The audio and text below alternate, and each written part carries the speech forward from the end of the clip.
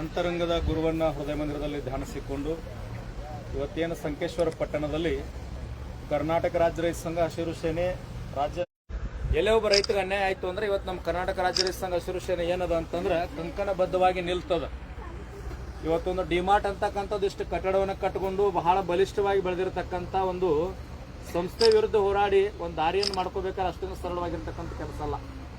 ಯಾಕಂದ್ರೆ 2 ವರ್ಷಗಳಿಂದ ನಾವು ಹಾರಗೇರಿ ಕ್ರಾಸ್ನೊಳಗೆ ಕಬ್ಬಿನ ಹೋರಾಟ ಮಾಡುವಂಥ ಸಂದರ್ಭದೊಳಗೆ ಈ ತಾಲೂಕಿನ ಯಾವ ರೈತ ಮುಖಂಡರಲ್ಲಿ ಭಾಗವಹಿಸಲಿಲ್ಲ. ಯಾಕಂತ ನಾವು ಕೇಳಿದಾಗ ಒಬ್ಬ ರೈತನ ಸಲುವಾಗಿ ದಾರಿ ಸಲುವಾಗಿ ಕಂಕಣಬದ್ಧರಾಗಿ ಹೋರಾಟ ಮಾಡ್ತಾ ಇದ್ದಾರೆ, ಅದಕ್ಕಾಗಿ ಬಂದಿಲ್ಲ ಅಂತಂದಾಗ ಆಗಲಿ ಒಬ್ಬ ರೈತನಿಗೆ ನ್ಯಾಯ ಸಿಗಲಿ ಅಂತೇಳಿ ನಾವು ಕೂಡ ಅದಕ್ಕೆ ಬೆಂಬಲಾರ್ಥವಾಗಿ ನಿಂತೀವಿ. ಇವತ್ತು ರೈತ ಸಂಘ ಯಾವ ರೀತಿ ಆಗಿದೆ ಅಂತಂದ್ರೆ ರಾಜ್ಯದ ಯಾವುದೇ ಒಂದು ಮೂಲೆಯೊಳಗೆ ಒಬ್ಬ ರೈತನಿಗೆ ಅನ್ಯಾಯ ಆಯಿತು ಅಂದ್ರೆ ಕಣ್ಣೀರು ಬರ್ಲಿಕ್ಕತ್ತು ಅಂದ್ರೆ ಎಲ್ಲರೂ ಕೂಡ ಒಗ್ಗಟ್ಟಾಗಿ ನಿಲ್ತಕ್ಕಂಥ ಒಂದು ಕಾರ್ಯ ಈ ಸಂಕೇಶ್ವರ ಪಟ್ಟಣದೊಳಗೆ 2 ವರ್ಷಗಳಿಂದ ಬಿತ್ತನೆಯನ್ನು ಮಾಡದ ಹಂಗ ಉಳಿದಿರ್ತಕ್ಕಂಥ ಭೂಮಿಯನ್ನ ಕರ್ನಾಟಕ ರಾಜ್ಯ ರೈತ ಸಂಘ ಹಸಿರು ಸೇನೆ ಸಂಜು ಹವಣ್ಣವರು ಮತ್ತು ಎಲ್ಲ ರೈತ ಮುಖಂಡರ ನೇತೃತ್ವದೊಳಗೆ ಎಲ್ಲ ಕಾರ್ಯಕರ್ತರು ತಾಯಂದರ ನೇತೃತ್ವದೊಳಗೆ ಗಟ್ಟಿಯಾಗಿ ಹೋರಾಟವನ್ನು ಮಾಡಿ ಜಿಲ್ಲಾಧಿಕಾರಿಗಳನ್ನು ಕರೆಸಿ ಒಂದು ತಾರ್ಕಿಕ ಅಂತ್ಯವನ್ನು ಕೊಟ್ಟು ಕಂಪೌಂಡ್ ಹಾಕಿರ್ತಕ್ಕಂಥ ಸ್ಥಳದೊಳಗೆ ನನಗನಿಸ್ತಾರ ಉತ್ತರ ಕರ್ನಾಟಕದ ಕನ್ನಡ ನಾಡಿನೊಳಗೆ ಹಿಂಗ ಕಂಪೌಂಡ್ ಹೊಡೆದು ಒಂದು ಸಂಸ್ಥೆ ದಾರಿ ಕೊಟ್ಟಿರ್ತಕ್ಕಂಥ ಇತಿಹಾಸ ಅದ. ಒಂದು ರೈತ ಸಂಘ ಜೋರಾದ ಚಪ್ಪಾಳೆ ಮೂಲಕ ಧನ್ಯವಾದ ಸಲ್ಲಿಸ್ತೀವಿ. ರೈತ ಮನಸ್ಸು ಮಾಡ್ರೆ ಏನಾಗ್ತದ ಅನ್ಲಿಕ್ಕೆ ಇದೇನು ಭಾಷಣದ ವೇದಿಕೆ ಅಲ್ಲ, ಆದರೂ ಕೂಡ ಒಂದು 2 ಮಾತುಗಳನ್ನ ಹೇಳ್ತೀನಿ. ರೈತ ಮನಸ್ಸು ಮಾಡಿದ್ರೆ ದೇವ್ರಿಗೆ ಸಹಿತ ಬುದ್ಧಿ ಕಲಿಸ್ತಾನ. ಒಬ್ಬ ರೈತ ಬಹಳ ಬುದ್ಧಿವಂತಿದ್ದ, ದೇವ್ರು ನೋಡ್ತಿದ್ದವನು, ಭೂಮಿ ಉಳುಮೆ ಮಾಡ್ತಾ ಇದ್ದ, ದೇವರು ಪ್ರತ್ಯಕ್ಷ ಆಗಿಬಿಟ್ಟ. ಬಹಳ ಚಂದ ಬಿತ್ತನೆ ಮಾಡ್ತೀಯಪ್ಪ, ನಾನು ಕೂಡ ನಿನಗೆ ಬಿತ್ತನೆ ಮಾಡ್ತೀನಿ, ನಿನ್ನ ಜೊತೆ ಇರ್ತೀನಿ, ಕೆಲಸ ಮಾಡ್ತೀನಿ, ನನಗೂ ಅರ್ಧ ಬೆಳೆ ಏನು ಬರ್ತದ ಲಾಭ ಕೊಡ್ಬೇಕಂದಾಗ ರೈತಂದ ದೇವ್ರಿಗೇನು ಗೊತ್ತಾಗ್ತದ, ಆಶೀರ್ವಾದ ಮಾಡ್ತಿರ್ತಾನ, ಏನಾದ್ರು ಹೇಳೋಣ ಅಂತೇಳಿ ರೈತ ಭಾಳ ಖುಷಿಯಿಂದ ಮಾಡ್ದ. ಶೇಂಗಾ ಬಿತ್ತನೆ ಮಾಡ್ದ, ಭಾಳ ಬೆಳೆ ಹೆಸರಾಗಿ ಬಂತು. ಅವಾಗ ರೈತಂದ ನಿನಗೆ ಯಾವ ಕಡೆ ಬೆಳೆ ಬೇಕಪ್ಪ ಅಂತಂದಾಗ ದೇವರಂದ ಎಂದೂ ಗೊತ್ತಿಲ್ಲ ಬಿತ್ತನೆ ಅವನಿಗೆ, ಮ್ಯಾಗ ಹಸರು ಎಲ್ಲಿ ಬಂದದ ನನಗೆ ಮ್ಯಾಗಿಂದ ಇರಲಿ ಅನ್ನೋ, ಶೇಂಗಾ ಎಲ್ಲ ಕೆಳಗಿರ್ತದೆ. ರಾಶಿ ಮಾಡಿದ್ರು ಎಲ್ಲ ಕಿತ್ತರು, ಮ್ಯಾಗಿಂದ ಒಣದೇನಿತ್ತಲ್ಲ ಅದೆಲ್ಲವನ್ನ ದೇವ್ರಿಗೆ ಕೊಟ್ಟ, ನನಗೆ ನುಕ್ಸಾನ ಆಯ್ತಂದ ದೇವ್ರು. ಅವಾಗ ದೇವ್ರಂದ ಇನ್ನೇನು ಬೆಳೆ ಮಾಡ್ರು ನನಗೆ ಮ್ಯಾಗಿಂದ ಇರ್ಲಿ ಕೆಳಗಿಂದ ನನಗಿರ್ಲಿ ಅನ್ನೋ. ಯಾರು? ದೇವ್ರು. ಮ್ಯಾಗಿಂದ ಕೆಳಗಿಂದ ಅಂತಂದಾಗ ಅವಾಗ ಏನು ಮಾಡ್ದ ಅಂತಂದ್ರೆ ಮ್ಯಾಗ ಏನಾದರೂ ಬಿತ್ತನೆ ಮಾಡಿದ್ರೆ ಬೆಳಿ ಬರ್ತಾರ ಅವ್ನು ಬರ್ತದ, ಮ್ಯಾಗ ಬಂದದ್ದು ನನಗಿರ್ಲಿ ಕೆಳಗಿಂದ ಅವಂಗಿರ್ಲಿ ಅಂತಂದಾಗ ಗೆಣಸು ಹಾಕಿಬಿಟ್ಟವ. ಗೆಣಸು ಹಾಕಿದಾಗ ಭೂಮಿಯಾಗ ಗೆಣಸು ಇರ್ತದ, ಮ್ಯಾಗ ಬರೀ ಕಾಯಿ, ಅದು ಲಾಭ ಅವನಿಗೆ ಆಯ್ತು, ರೈತನಿಗೆ ಲಾಭ ಆಯ್ತು. ಅವಾಗಂದ ಕೆಳಗಿಂದ ನನಗಿರ್ಲಿ ಮ್ಯಾಗಿಂದ ನೀ ತಗೋ ಅಂದ, ಯಾರಿಗೆ? ರೈತರಿಗೆ ದೇವ್ರಂದ. ಅವಾಗ ಅವಂದ ಗೋಧಿ ಹಾಕಿಬಿಟ್ಟವ, ಮ್ಯಾಗ ಗೋಧಿ ತೆನಿ ಬಂತು, ಕೆಳಗೆ ಭೂಮಿಯಾಗ ಬರೀ ಮಣ್ಣು ಉಳಿತು, ಅದು ನುಕ್ಸಾನ ಆಯ್ತು.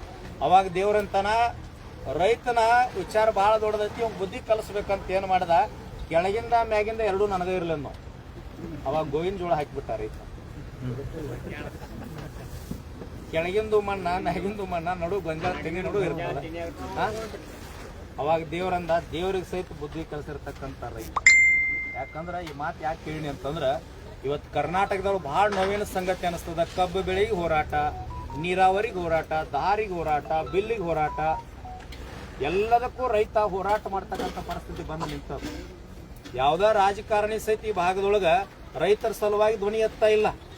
ಎಲ್ಲ ಅವ್ರನ್ನ ಕಾರ್ಖಾನೆಗಳದಾವ, ಎಲ್ಲ ಅವ್ರನ್ನ ಜಮೀನು ಅದಾವ. ಇನ್ನೊಂದು ತೊಡೆ ದಿನ ನೀವೆಲ್ಲರೂ ಬೆಳಗಾಂ ಜಿಲ್ಲಾದಾಗ ಹಿಂಗ ಶಾಂತ ಕೂತ್ರಿ ಅಂದ್ರೆ ನಿಮ್ಮ ಬಾಜು ಹೊಲದಾಗ ಉತ್ತಾರೆಲ್ಲ ಅವರು ಇರ್ತಾವ, ನಾವು ದಾರ್ಯಾಗ ಅಷ್ಟೇ ಅಡ್ಡಾಡ್ಬೇಕು.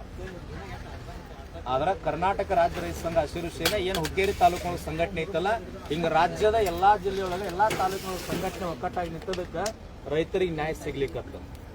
ಇವತ್ತು ಗುರ್ಲಾಪುರದೊಳಗೆ ಒಂದು ಹೋರಾಟ ಕಬ್ಬಿಗಾಗಿ ಸನ್ಮಾನ್ಯ ಚುನಪ್ಪ ಪೂಜಾರಿ ಅವ್ರ ನೇತೃತ್ವದೊಳಗೆ ಹೋರಾಟ ಹಮ್ಮಿಕೊಂಡಾಗ ಬೀದರದಿಂದ ಚಾಮರಾಜನಗರ ಮಠ ಧರ್ಮ ಜಾತಿ ಪಕ್ಷ ಪಂಥ ಅನ್ಲಾರ್ದ ಇಡೀ ಕನ್ನಡ ನಾಡಿನ ಎಲ್ಲರೂ ಬಂದರು. ಯಾಕೆ ತಾಯಂದರಿಗೆ ನಾವು ಧನ್ಯವಾದ ಸಲ್ಲಿಸ್ತೀವಿ ಅಂತಂದ್ರೆ ಇಡೀ ಬೆಳಗಾಂ ಜಿಲ್ಲೆ ಅಷ್ಟೇ ಬಾಗಲಕೋಟೆ ಜಿಲ್ಲೆಯಿಂದ ರೊಟ್ಟಿ ಗಂಟು ಕಟ್ಕೊಂಡು ಬರ್ಲಿಕ್ಕತ್ರ ತಾಯಂದ್ರು. ಯಾಕೆ ಕಟ್ಕೊಂಡು ಬಂದರು? ನಮಗಾಗಿ, ನಮ್ಮ ಕಬ್ಬಿಗಾಗಿ, ನಮ್ಮ ಬಿಲ್ಲಿಗಾಗಿ ಅಲ್ಲೆಲ್ಲ ರೈತರ ಬೀದ ಬಿಸಿಲಾಗ ಕುಂತಾರಲ್ಲ, ಅವರೆಂದೂ ಕೂಡ ಉಪವಾಸ ಬೀಳಬಾರದು ಅಂತೇಳಿ ಒಬ್ಬ ತಾಯಿ ಮನದೊಳಗೆ ಬಂದ ಜಾಗೃತ ಆಯ್ತು ಅಂತಂದ್ರೆ ಉತ್ತರ ಕರ್ನಾಟಕದೊಳಗೆ ನನಗೆ ಅನಿಸ್ತದ ಇಂಥ ಒಂದು ಕಾರ್ಯ ಏನೈತಲ್ಲ ಅವರೆಲ್ಲರೂ ಮುಖಂಡರ ಮುಖಸ್ತುತಿ ಮಾಡ್ತಾ ಇಲ್ಲ, ಒಂದು ಗಟ್ಟಿಯಾಗಿ ನಿರ್ಧಾರ ತಗೊಂಡ್ರೆ ಏನು ಬೇಕಾದ ಸಾಧ್ಯ ಆಗ್ತದೆ ಅಲ್ಲಿಕ್ಕೆ ಇದು ಸಾಮಾನ್ಯ ಉದಾಹರಣೆ ನಾವು ಕೊಡ್ಬೇಕಾಗ್ತದೆ. ನಾನೇನು ಭಾಳ ವಿಷಯಕ್ಕೆ ಹೋಗೋದಿಲ್ಲ. ರೈತರೆಲ್ಲ ಒಕ್ಕಟ್ಟಾಗಿರಬೇಕು. ಸರ್ಕಾರದ ಸವಲತ್ತನ್ನು ತಗೊಳ್ಳಾಗ, ಸರ್ಕಾರದಿಂದ ಸವಲತ್ತನ್ನು ಪಡೆದುಕೊಳ್ಳುವಾಗ ನಾವೆಲ್ಲ ವೈಮನಸ್ಸುಗಳನ್ನು ಮರೆತು, ಈ ಧರ್ಮ, ಜಾತಿ, ಪಕ್ಷ ಇದೆಲ್ಲವನ್ನ ಮರೆತು ನಾವು ಹಳ್ಳಿ ಒಳಗೆ ಎಲ್ಲರೂ ಒಕ್ಕಟ್ಟಾಗಿದ್ರೆ ಸರ್ಕಾರ ತಲಿಬಾಗ್ತದೆ. ಗುರ್ಲಾಪುರದಲ್ಲಿ ನೋಡ್ರಿ, ಅದೇನು ದೊಡ್ಡ ಸಿಟಿ ಅಲ್ಲ, ತಾಲೂಕಲ್ಲ, ದೊಡ್ಡ ಹಳ್ಳಿನೂ ಅಲ್ಲ. ಒಂದು ರಸ್ತೆ ಮ್ಯಾಗ ಹೋರಾಟ ಕುಂತಿತ್ತು, ಟ್ರ್ಯಾಕ್ಟರ್ ಡಬ್ಬಿನ ವಿಧಾನಸೌಧಾಗಿ. ಭಾಳ ಜನ ಹೇಳ್ತಿದ್ರು, DC ಕಡೆ ಹೋಗುಣ್ರಿ, ಮಿನಿಸ್ಟರ್ ಕಡೆ ಹೋಗುಣು, ಮುಖ್ಯಮಂತ್ರಿ ಕಡೆ ಹೋಗುಣು, ಅಲ್ಲಿ ಕರೆಯಾಕತ್ತಾರಿ, ಇಲ್ಲಿ ಕರೆಯಾಕತ್ತಾರ್ರಿ, ವಿಮಾನ ಬುಕ್ಕಿಂಗ್ ಮಾಡ್ಯಾರ್ರಿ. ರೈತಗೆ ಯಾವ ವಿಮಾನ ಅದ ರೀ? ಎತ್ತಿನ ಗಾಡಿನ ನಿಜವಾದ ವಿಮಾನ ಅದ. ಜಗತ್ತಿಗೆ ಅನ್ನ ಹಾಕಿರ್ತಕ್ಕಂಥ ರೈತ ಯಾರಿಗೂ ಕೂಡ ತಲಿಬಾಗಬಾರ್ದು. ಒಮ್ಮೆ ರೈತ ಸಮುದಾಯ ಗಟ್ಟಿಯಾಗಿ ನಿಂತು ಅಂದ್ರೆ, ಸಣ್ಣ ಉದಾಹರಣೆ ಕೊಡ್ತೀನಿ. 1987 ನಂಜುಂಡ ಸ್ವಾಮಿಯವರು ರೈತ ಸಂಘನ ಉದಯ ಇರಲಿಲ್ಲ. ಸರ್ಕಾರಕ್ಕೆ ಎಂತ ಸವಾಲ್ ಹಾಕಿದ್ರ ಅಂದ್ರೆ, ಇಬ್ಬರು ರೈತರ ಮ್ಯಾಗ ಗೋಲಿಬಾರ್ ಆಗಿತ್ತು. ಗೋಲಿಬಾರ್ ಆದಾಗ ಪ್ರೊಫೆಸರ್ ನಂಜುಂಡ ಸ್ವಾಮಿಯವರು, HS ರುದ್ರಪ್ಪನವರು, ND ಸುಂದರೇಶ್ವರವರು, ಬಾಬಾಗೌಡರು ಸಂಘಟನೆ ಆಗಿದ್ರು. ಅದರ ಬಾಬಾಗೌಡರು ಎಲ್ಲರ ನೇತೃತ್ವದೊಳಗೆ ನಂಜುಂಡ ಸ್ವಾಮಿಯವರು ಒಂದು ಕರೆ ಕೊಡ್ತಾರೆ. ಜಗತ್ತಿಗೆ ಅನ್ನ ಹಾಕಿದ ಅನ್ನದಾತನಿಗೆ, ಗುಂಡು ಹಾಕಿದ ಗುಂಡೂರಾಯನಿಗೆ ಮತ ಹಾಕಬೇಡ. ಈ ರಾಜ್ಯದ ಮುಖ್ಯಮಂತ್ರಿಗೆ ಮತ ಹಾಕಬೇಡ್ರಿ ಅಂತೇಳಿ ಬೆಂಗಳೂರೊಳಗೆ ನಿಂತು ಒಂದು ಘೋಷಣೆ ಕೊಟ್ಟ ಗುಂಡೂರಾವ್ ಸರ್ಕಾರನ ಬಿದ್ದೋಯ್ತು. ಯಾವ MLA ಆರಿಸಿ ಬರ್ದಿಲ್ಲ. ಒಬ್ಬ ರೈತ ನಾಯಕನಿಗೆ ಆ ತಾಕತ್ತಿತ್ತು. ಬರಬರ್ತಾ ಏನಾಯ್ತು ಅಂದ್ರೆ, ಅದು ಸ್ವಲ್ಪ ಸಂಘಟನೆ ಕೊರತೆಯಾಗಿ ಇವತ್ತು ರೈತ ಸಂಘ ಅಧೋಗತಿಗೆ ಹೋಗುವಂತ ಸಂದರ್ಭ ಬಂದಿತ್ತು. ಈಗ 8-10 ವರ್ಷಗಳೊಳಗೆ ರೈತ ಸಂಘ ಹೆಂಗಾಗ್ಯದ ಅಂದ್ರೆ, ಮುಂದೊಂದು ದಿನಮಾನದೊಳಗೆ ಇದೇ ರೀತಿ ಸಂಘಟನೆ ಪ್ರತಿ ಹಳ್ಳಿ ಒಳಗೆ ಸಂಘಟನೆ ಆದ್ರೆ, ನಾಳೆ ಸರ್ಕಾರ ಬಜೆಟ್ ಮಂಡನೆ ಮಾಡ್ಬೇಕಂತಂದ್ರೆ ಉತ್ತರ ಕರ್ನಾಟಕದ ಎಲ್ಲಾ ರೈತ ಮುಖಂಡರನ್ನ ಕೇಳಿ ಏನು ಮಂಡನೆ ಮಾಡ್ಬೇಕಂತ ಕೇಳಿ ಮಂಡನೆ ಮಾಡ್ತಕ್ಕಂಥ ಕಾಲ ಬರ್ತದೆ. ಬಹಳ ದೂರ ಇಲ್ಲ. ಯಾಕಂದ್ರೆ ಗುರ್ಲಾಪುರದಾಗ ಸಚಿವರು ಬರ್ಲಿಕ್ಕೆ ಭಯ ಪಡ್ಲಿಕ್ಕತ್ತಾರ. ರೈತ ಸಂಘ ತಾಕತ್ತದು ಯಾವುದೋ ಒಂದು ಸಂಘಟನೆ ಧರ್ಮ ಜಾತಿಗೆ ಸಂಬಂಧ ಅಲ್ಲ. ಧರ್ಮಾತೀತ ಪಕ್ಷಾತೀತವಾಗಿ ಅನ್ನ ಬೆಳಿತಕ್ಕಂಥ ಅನ್ನದಾತ ನಾವೆಲ್ಲ ಒಕ್ಕಟ್ಟಾಗಿ ಅಲ್ಲಿ ಕುಂತಾಗ, ಏನು ಬೀದರ್ನಿಂದ ಚಾಮರಾಜನಗರ ಮಠ ಒಂದಿಲ್ಲಿ ಸಣ್ಣ ಕಾರ್ಯಕ್ರಮ ಇದನ್ನ ಮಾಡ್ಬೇಕಾದ್ರೆ ನೋಡ್ರಿ, ಒಂದ್ 2 ದಿನ ತಯಾರಿ ಇರ್ತದೆ. ನಿಮ್ಗೆ ಅಡಿಗೆ ಮಾಡೋದು, ಏನು ಖರ್ಚು, ಎಷ್ಟು ಜನ ಬರ್ತಾರ, ಪೆಂಡಲ್ ಹೆಂಗ್ ಹಾಕೋದು, ಸನ್ಮಾನ ಹೆಂಗ್ ಮಾಡೋದು, ನಿಮ್ಮ ತಯಾರಿ ಇರ್ತದೆ. ಆದ್ರೆ ಗುರ್ಲಾಪುರ ನಿಮ್ಮ ರೈತ ಹೋರಾಟ ಹೆಂಗಿತ್ತಂದ್ರೆ, ಯಾವುದೋ ₹1 ತಯಾರಿಲ್ಲ. ಯಾರೋ ಪುಣ್ಯಾತ್ಮ 2 ಸಲ ಅಕ್ಕಿ ಕೊಡ್ತೇನಂದ್ರೆ, ಯಾರೋ ರವಾ ಕೊಡ್ತೇನಂದ್ರೆ, ಯಾರೋ ಸಕ್ರೆ ಕೊಡ್ತೇನಂದ್ರೆ ಪ್ರಸಾದ ಚಲೋ ಆಯ್ತು. ಆದ್ರೆ 2-3ನೇ ದಿವಸಕ್ಕೆ ಏನಾಯ್ತಂದ್ರೆ, 9 ದಿನ ಹೋರಾಟ ಆದ್ರೆ 10 ಲಕ್ಷ ಜನ ಊಟ ಮಾಡ್ತಿತ್ತು. ಯಾರಿಗೆ ಅನ್ನದ ಕೊರತೆ ಆಗಲಿಲ್ಲ, ₹1 ರೊಕ್ಕದ ಕೊರತೆ ಆಗಲಿಲ್ಲ, ನೀರಿನ ಕೊರತೆ ಆಗಲಿಲ್ಲ. ಹೋರಾಟ ಮುಗಿದ ನಂತರ ಎಷ್ಟು ಪ್ರಸಾದ ರೊಟ್ಟಿ ಉಳಿದಿತ್ತಂದ್ರ, ಆ ಭಾಗದೊಳಗೆ 50 ಮಠಕ್ಕೆ ಒಂದೊಂದು ಡಬ್ಬಿ ರೊಟ್ಟಿ ಕೊಟ್ಟರು ಇನ್ನೂ ರೊಟ್ಟಿ ಉಳಿದಿತ್ತಿದ್ರು. ರೈತ ಸಂಘ ತಾಕತ್ತು.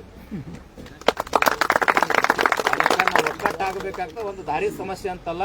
ಇವತ್ತು ಆ ರೈತ ಮನೆತನಕ್ಕೆ ಏನಂತ ಅವ್ರಿಗೂ ಕೂಡ ನಾನು ವಿನಂತಿ ಮಾಡ್ಕೊಳ್ತೀನಿ, ಯಾರು ಜಮೀನದ ಇನ್ನು ಮುಂದೆ ಈ ಭಾಗದೊಳಗೆ ರೈತ ಸಂಘಟನೆ ಮಾಡುವಾಗ ರೈತ ಕಾರ್ಯಕರ್ತರಿಗೆ, ರೈತ ತಾಯಂದರಿಗೆ ಈ ಭಾಗಗಳು ಎಲ್ಲೇ ಅನ್ಯಾಯ ಆದ್ರೂ ಸಹಿತ ನಿಮಗೆ ನ್ಯಾಯ ಸಿಕ್ಕದಂತ ಆರಾಮ್ ಮನ್ಯಾಗ ಕುಂಡ್ರದಲ್ಲ. ನೀವು ಕೂಡ ರೈತ ಸಂಘಕ್ಕೆ ನಿಮ್ಗೆ ಹೆಂಗೆ ನ್ಯಾಯ ಸಿಕ್ಕದಲ್ಲ, ನಿಮ್ಮಂತ ಲಕ್ಷಾಂತರ ಜನ ಇರ್ತಾರೆ. ಅವ್ರ ಕಣ್ಣೀರು ಒರೆಸೋ ಸಲುವಾಗಿ ನಿಮ್ಮ ಮನೆತನ ಯಾವತ್ತು ರೈತ ಸಂಘ ಜೊತೆ ಇರಲಿ. ಈ ಭಾಗದ ರೈತ ಮುಖಂಡರಿಗೆ ಶುಭ ಆಗಲಿ.